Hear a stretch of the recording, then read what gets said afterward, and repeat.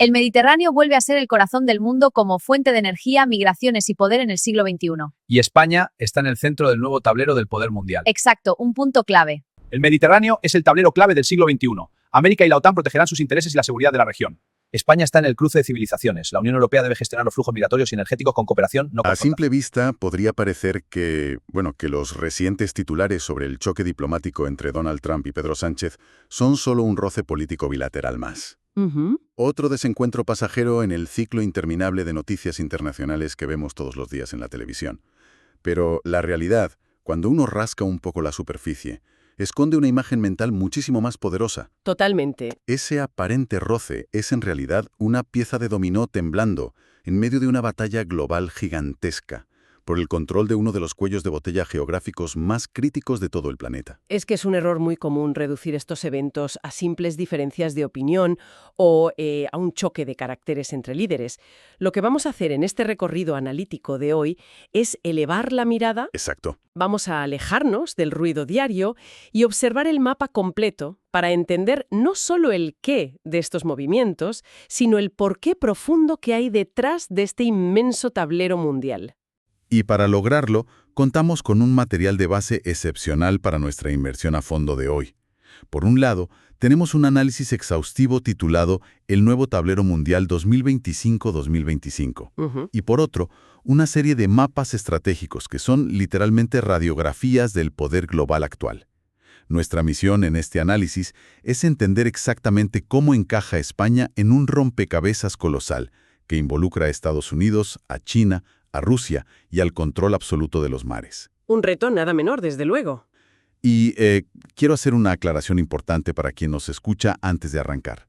Todo lo que vamos a comentar hoy sale estrictamente de los datos y proyecciones de estas fuentes. Claro. Nuestro objetivo es puramente entender las dinámicas y exponer los hechos con total imparcialidad, sin tomar ningún partido político.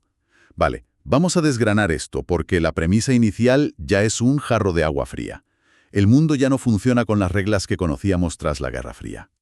Ese es el punto de partida fundamental. Nos encontramos en un nuevo orden definido por 4 polos geopolíticos principales. Y lo complicado aquí es que cada uno tiene objetivos diametralmente distintos. A ver, por un lado tenemos a Estados Unidos, cuya meta estratégica es clara: mantener su hegemonía global a toda costa, proyectando poder militar y económico. Ya.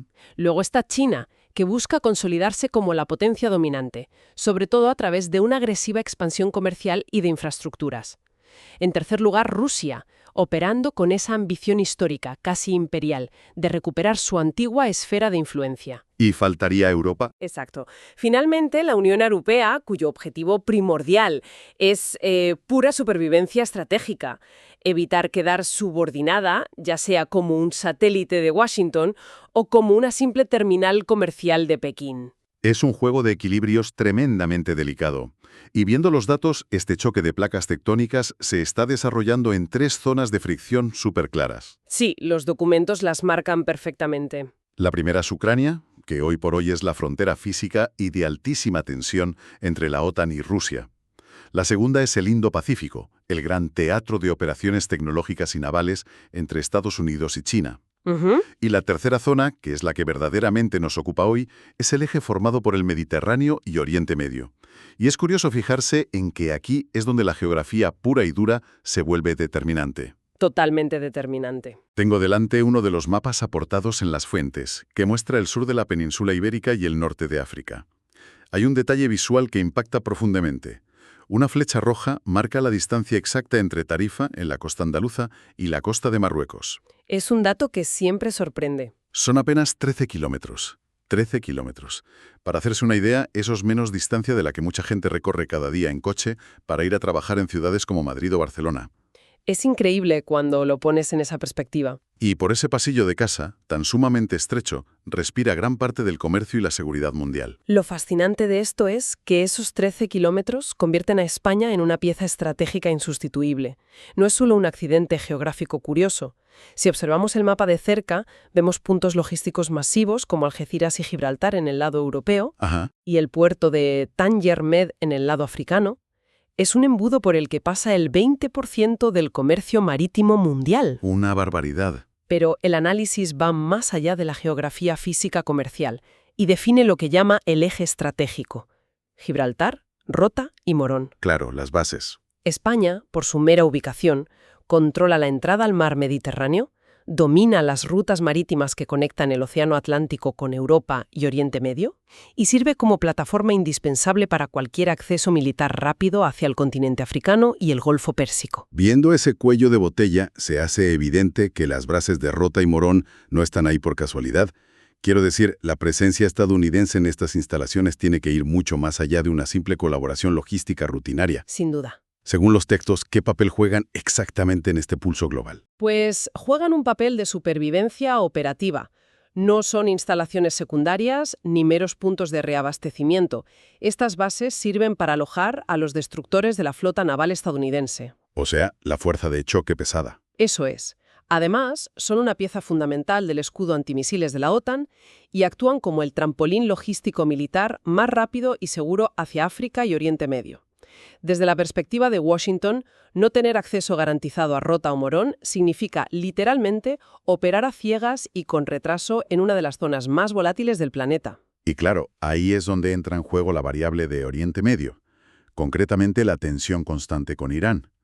Si se lee entre líneas la proyección para la próxima década, un posible conflicto abierto con Irán cambia absolutamente todas las reglas del juego de la noche a la mañana. Por completo. Una escalada en esa región no se queda contenida en sus fronteras. Afecta de manera inmediata a 3 arterias globales: el Golfo Pérsico, el Mar Rojo y el propio Mar Mediterráneo. Exacto. Es un efecto dominó de manual.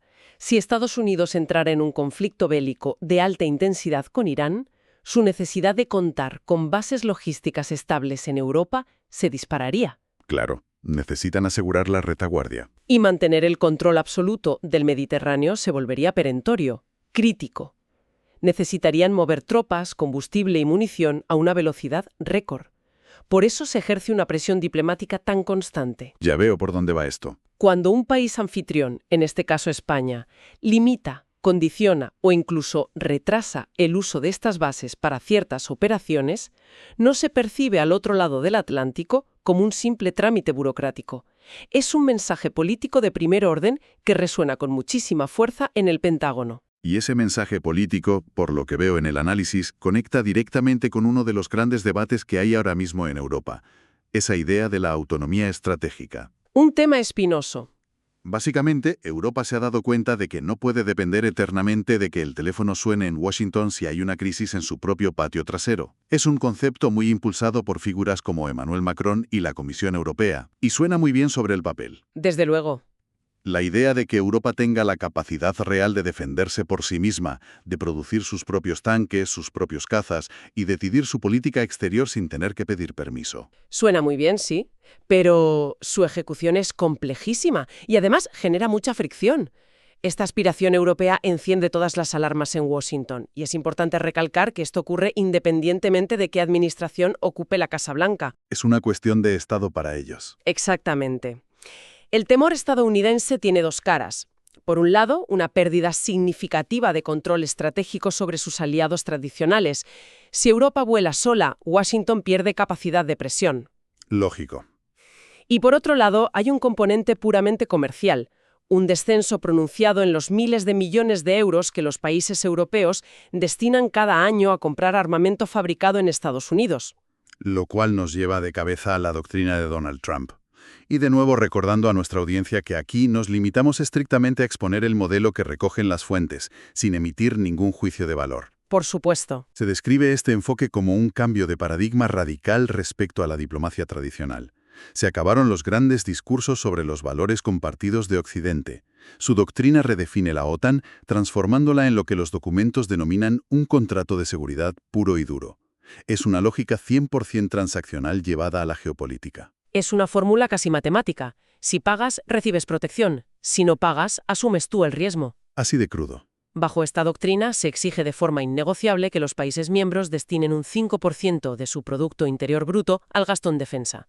Hay que detenerse a pensar en lo que significa un 5% del PIB para cualquier economía europea. Es una cantidad astronómica. Estamos hablando de decenas de miles de millones de euros, lo que implica reestructurar presupuestos nacionales enteros, subiendo impuestos o recortando en áreas sociales. Además, bajo esta visión, se requiere una lealtad estratégica sin fisuras. Y claro, para quien nos escucha, es vital entender cómo afecta esto a nivel local. Desde esta lógica específica, un país con un gasto militar históricamente bajo, como ha sido el caso de España en comparación con otros grandes aliados de la OTAN, pasa a ser percibido automáticamente en los despachos de Washington como un socio poco fiable. Tal cual. Es una etiqueta fría basada puramente en los números del presupuesto de defensa que detallan los informes. Esa es la cruda realidad del escenario actual. Y ante este panorama tan brutalmente polarizado, con un aliado al otro lado del Atlántico que exige más recursos y un continente europeo buscando desesperadamente su propia voz, cabe preguntarse dónde se sitúa exactamente el gobierno español. Esa es la gran pregunta. El análisis de la estrategia de Pedro Sánchez, expuesto aquí basándonos únicamente en los documentos, revela un intento muy calculado de mantener una posición intermedia. No es indefinición, es una postura en sí misma. Aquí es donde la cosa se pone muy interesante. Porque esto no es ir improvisando sobre la marcha, como a veces puede parecer desde fuera. Es una doctrina muy reconocible en la historia de las relaciones internacionales. Exacto. La estrategia se apoya en 4 pilares, como si fueran las 4 patas de una mesa. Mantener la alianza de seguridad con la OTAN, reforzar el peso político de la Unión Europea, evitar a toda costa verse arrastrado a guerras de carácter preventivo o intervenciones unilaterales, y preservar el mayor margen de maniobra diplomática posible, sobre todo de cara al mundo árabe y América Latina. Es lo que en ciencia política se denomina una estrategia de potencia media. El texto menciona explícitamente a países que históricamente han sido maestros en mantener posturas muy similares. ¿Cómo cuáles? Para equilibrar sus alianzas con sus intereses propios, el documento cita a Canadá, Noruega o los Países Bajos. El objetivo es ser útil a las grandes alianzas, aportar valor en misiones de paz o de logística, pero sin comprometer la soberanía diplomática hasta el punto de la subordinación total. Es caminar por un alambre muy fino. Pero ojo con esto, porque el análisis da un giro espectacular en este punto de la lectura. Estamos todo el rato mirando a Washington, a Bruselas, a Moscú. Sí, la clásica visión norte-norte. Exacta. Pero el informe introduce lo que podríamos llamar el verdadero elefante en la habitación. Si bajamos la vista en el mapa, hay una realidad que cambia por completo las reglas del juego, y que, sorprendentemente, casi no ocupa portadas en los medios tradicionales. Si conectamos esto con el panorama general, debemos mirar irremediablemente hacia el sur. El continente africano se perfila, sin lugar a dudas, como el gran tablero de ajedrez geopolítico del siglo XXI. No estamos hablando de proyecciones teóricas a futuro. Es una realidad física que se está construyendo con hormigón y acero ahora mismo. Para visualizar esto bien, las fuentes incluyen un mapa extraordinario de infraestructuras en África. Es un mapa plagado de estrellas de colores, y no están ahí de adorno. Para nada. Muestra los principales proyectos ferroviarios y portuarios respaldados económicamente por China. Las estrellas rojas marcan puertos donde China es directamente el desarrollador y el operador, y las azules donde financia o construye. Es un despliegue masivo que asusta por su escala. Es una auténtica red. Por ejemplo, en el este hay estrellas rojas en Djibouti controlando la entrada al Mar Rojo, y líneas de tren que conectan el interior de Etiopía con la costa, o vías larguísimas que bajan hasta Mombasa en Kenia. Y en el otro lado del continente pasa igual. Sí, si se va a la costa atlántica occidental es igual de impresionante. Macropuertos en Lagos, en Nigeria, infraestructuras en Abiyán, en Lomé. Básicamente es un anillo logístico completo que abraza el continente para extraer recursos y abrir mercados sin pasar por el control europeo. Ese mapa es la representación visual de cómo se le da la vuelta al orden mundial. Y China no está sola en esta incursión. Mientras Pekín domina el ladrillo y las infraestructuras, el análisis señala que Rusia está penetrando de forma muy agresiva. Sí, lo mencionan detalladamente. Lo hacen a través de acuerdos de seguridad, despliegue de mercenarios y apoyo militar directo a regímenes inestables. Por si fuera poco, potencias regionales como Turquía o los Emiratos Árabes Unidos también están comprando influencia a un ritmo vertiginoso. Es una competencia feroz. Y el pánico a posibles migraciones masivas incontrolables si esos regímenes colapsan. Y ahí es donde el pasillo de casa que comentábamos al principio vuelve a ser el epicentro de la tormenta. España es la puerta sur física de Europa. Enclaves como las Islas Canarias, Ceuta, Melilla y el propio Estrecho de Gibraltar adquieren una dimensión vital. Absolutamente crítica. Los analistas definen esto en el texto como la triple dependencia española. Es un trilema de manual que parece casi imposible de resolver sin que se rompa algo. ¿Podemos desglosar esa triple dependencia para ver la magnitud del reto? Punto 1. La seguridad nacional ante amenazas militares convencionales depende casi directamente de Estados Unidos y de la OTAN. De acuerdo. Punto 2. La viabilidad y prosperidad económica del país está intrínsecamente ligada al motor de la Unión Europea y a las decisiones del Banco Central Europeo. Y falta la tercera pata. El punto 3. El suministro de energía, especialmente gas, y la gestión del control migratorio dependen casi por completo de la estabilidad en África y en los países del norte del Mediterráneo. Es hacer malabares con tres esferas que a menudo tienen intereses completamente opuestos. Claro, el problema es que si complaces mucho a Washington, puedes enfadar a los socios energéticos del norte de África. Si te alineas solo con Europa, pierdes el paraguas de seguridad americano. Es un puzzle imposible. Es fascinante notar que este documento nos ofrece un paralelismo histórico para entender esta incomodidad. Resulta que esta postura de equilibristo no es nueva en absoluto. Se parece muchísimo a la política exterior de España durante las décadas de la Guerra Fría. Es un dato buenísimo. En aquel entonces, el país se consolidó como un aliado anticomunista de Estados Unidos, cediendo precisamente las bases de Rota y Morón, pero, simultáneamente, se esforzó por mantener una autonomía enorme y un trato preferencial con el mundo árabe, negándose a reconocer, por ejemplo, ciertas posturas diplomáticas occidentales en Oriente Medio.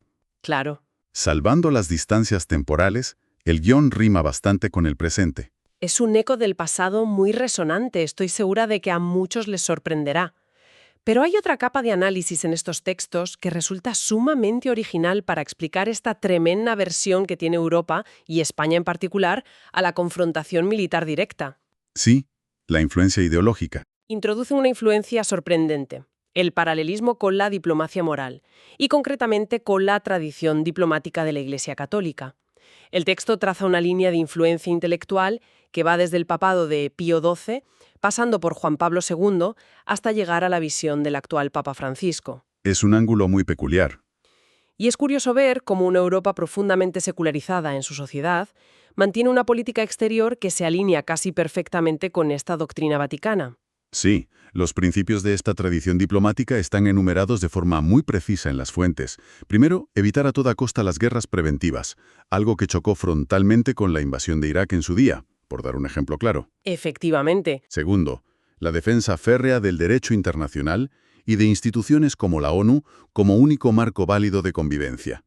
Y tercero, el uso incansable de la mediación y el diálogo para resolver conflictos. Ese es el núcleo. El análisis concluye que la gran mayoría de los gobiernos europeos actuales, a la hora de la verdad, se sienten mucho más cómodos en esa doctrina de poder blando y superioridad moral que en la cruda lógica del poder militar puro y duro que impera ahora mismo en Washington, Pekín o Moscú. Es una observación sutil, pero que explica perfectamente la profunda frustración de Europa al verse obligada a rearmarse hoy en día. Sin embargo, los nobles principios a menudo se hacen añicos cuando colisionan con la dura realidad del poder. Tristemente. Por eso, el documento no se queda en la filosofía y concluye proyectando, de manera muy fría y analítica, los tres escenarios de futuro a los que se enfrenta España en esta reordenación global. Vamos a repasar esos tres horizontes que plantea el texto. El escenario 1 plantea una situación donde la Unión Europea logra esa ansiada autonomía estratégica, se rearma y actúa como un bloque sólido e independiente. El escenario optimista para Bruselas. Exacto. Si esto pasa, España ganaría un peso específico brutal como la frontera sur fuerte y próspera de esa superpotencia europea. Por otro lado, el escenario 2 dibuja un mundo donde el proyecto europeo se debilita y Estados Unidos logra dominar por completo a sus aliados occidentales, imponiendo su agenda sin concesiones. Un panorama muy distinto. Aquí, la presión sobre España para que se alinee sin fisuras y aumente radicalmente su gasto militar sería aplastante, reduciendo a cero su margen de maniobra diplomática. Y finalmente, llegamos al escenario 3, que los expertos catalogan como el más realista y probable en el corto y medio plazo. Este escenario describe un equilibrio instable entre bloques. ¿Una especie de tensión perpetua? Eso es, una guerra fría 2.0 muy fragmentada, donde ninguna potencia logra una hegemonía absoluta y donde las presiones cruzadas, los chantajes comerciales y los conflictos regionales son el pan de cada día. Como síntesis de todo este laberinto, el análisis subraya de forma muy clara cuál es la verdadera naturaleza de la postura española ante este tercer escenario. Y aquí, de nuevo ciñéndonos a la pura descripción de los datos, el texto especifica que el objetivo es evitar alinearse con extremos políticos o ideológicos. Menciona explícitamente que la diplomacia española intenta huir de modelos como el chavismo en un extremo, el trumpismo transaccional en otro o el soberanismo excluyente tipo Orbán dentro de la propia Europa. La meta, según las fuentes, es intentar jugar ese dificilísimo papel de actor moderador y puente entre el Atlántico, Europa y el Mediterráneo. Pero, y este es el gran pero con el que advierte el informe, el problema fundamental al que se enfrenta esta estrategia de puente es la propia velocidad y agresividad del mundo actual. Que no espera a nadie. Exactamente. Estamos inmersos en una reconfiguración total del orden mundial, un proceso sísmico que va a durar entre 20 y 30 años, y la historia demuestra que en procesos de tal fricción, el sistema internacional tolera cada vez menos las posiciones intermedias, los matices grises o los intentos de no enfadar a nadie. Te obligan a elegir bando. Entonces, ¿qué significa todo esto? Si algo nos deja claro esta inversión a fondo, es que la geografía es el destino. Esos 13 kilómetros que separan Tarifa de África, ese pasillo logístico vital, son simultáneamente el mayor activo de España y su vulnerabilidad más crítica. Así es. Las decisiones sobre bases militares, sobre puertos comerciales o sobre a quién se le compra el gas ya no son hechos aislados de política interior, son los hilos que tejen la seguridad de las próximas generaciones. Totalmente. Y me gustaría dejar una reflexión final en el aire, construyendo sobre la inmensa cantidad de datos que acabamos de repasar. Adelante.